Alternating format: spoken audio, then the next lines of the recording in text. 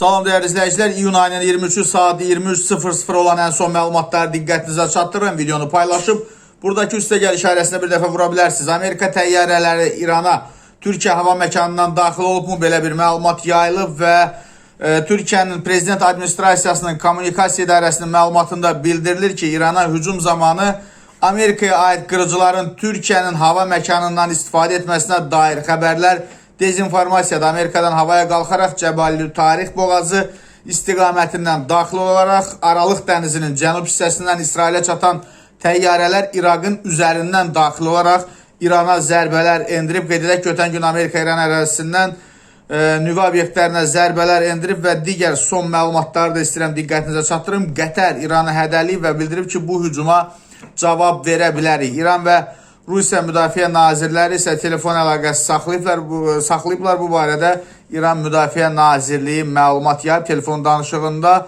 İranlı nazir həmkarına ölkəyə zərbələr endirənləri bütün vasitələrlə cəzalandıracaqlarını bildirib. Həmçinin Amerika təyyarələrinin deməli hazırda havalandığı və İran üzərinə doğru yaxınlaşdığı qeyd olunur. Tehrana ən iri miqyaslı hücum oldu. Bu açıqlama isə İsrail Müdafiə Qüvvələrinin rəsmi nümayəndəsi Efi Defrinə məxsusdur.